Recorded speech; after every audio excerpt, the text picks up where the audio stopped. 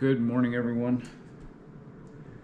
Yesterday I ended up doing 4 more kilometers with our youngest daughter, Grace. Just a couple hours after my first run of the day. So 12 yesterday, that was a good day. It was all easy. So today on the menu, oh, look who's joined me yet again. They won't know what to do when I'm back to work and I won't be sitting here first thing in the morning.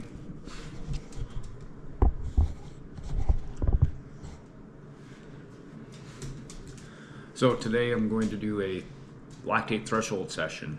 So haven't done any speed work in a month and a half probably, so I'm going to start off easy, just go 2K warm up, 2 by 1K at lactate threshold 1, which for me is approximately 162 heart rate. I'm not going to worry about pace because it's currently, a little cold. So I'm going to ease into this. So I'll do 2 by 1K with adequate rest in between, make sure my heart rate gets down to under 130, and then a 2K cool down. And tomorrow I am taking off because I haven't taken a day off in over 2 weeks now, I think it is, which is highly unusual for me. Usually I like to take at least a day, if not 2 days off a week. So I'll have a little bit of breakfast and then I will catch back with you in a bit. Well, it's only minus 16 now, so hey, it's warmed up. I'm down at Edworthy Park, again down by the river, just to get more traction on the pathway, and hopefully there's not any underlying ice there. So lactate threshold, contrary to what some people believe, lactic acid is a necessary byproduct of cellular respiration, what goes on inside our body to produce energy. Now, once you get to a point where you can no longer remove all that excess lactic acid that you produce in your muscles, that's where you hit that threshold where everything starts to burn and you can't get rid of it as fast as you're producing it, or the leftover that you need to get rid of. So for me, my lactic threshold is approximately 161, 162, 85% of 184. So you're looking at somewhere north of 85% of your maximum heart rate, in case you want to do an LT, what they refer to as an LT1 session. So LT1 is that limit where you can't get rid of all the excess lactic acid produced. So that's what I'm doing today. I'm doing a 2K warm up. I'll just do an out and back 2K, picking up the pace a little bit, and then do my 2 by 1K at LT1, going to go based on heart rate only, and I'm not going to jump right in and jump up to 162 right off the bat by a sprint. So just building up until around a 162 heart rate. Let's get going here. And thanks again for everyone, even just for the last 4 videos I've put up, for commenting and telling me that you're training for a marathon. Good on you. Kudos to you. Whatever it is you're training for. You're training for a 5K or you're training to be the best backgammon player in the world. It doesn't matter. You're out there doing something that most people don't do. All right. A little bit of a wind coming from the east. So what I'll do instead, I was going to do an out and back warm up, but I'll just go out for 2 kilometers and then do my repeats on the way back, so I get the wind up my back here. It's not much of a wind, but it's just enough to get the airflow going through the toes. I don't have plated trainers yet. I have 2 pair ordered.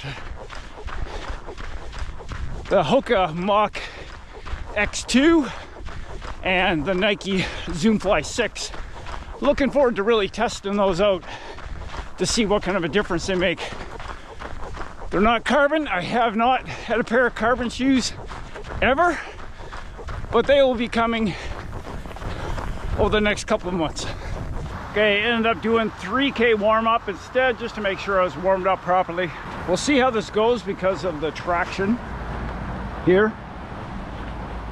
As long as I get my heart rate to where I want it to be, I'm good with that. So looking to get up to 162-ish, give or take a couple of beats.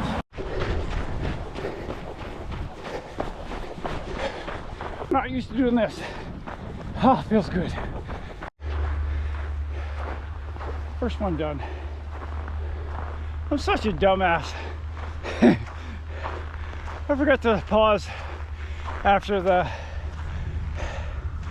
3K warm-up.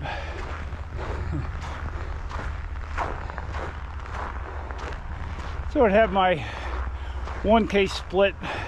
Well, it doesn't matter, whatever. I know I put the 1K of effort in first. Oh,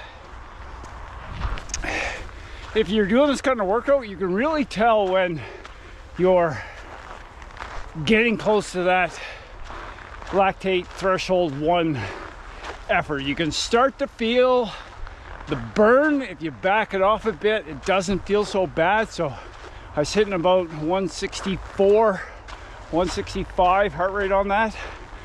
Dialed it back down to 162, and that was a manageable pace for sure. Okay, let's see if I can do this next one the right way.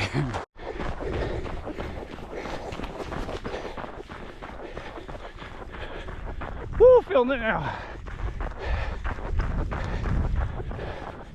With all the layers on.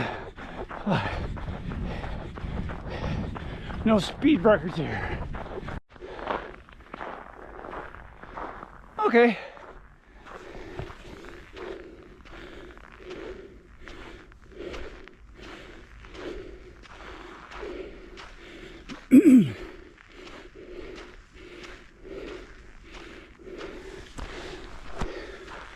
That one was 437.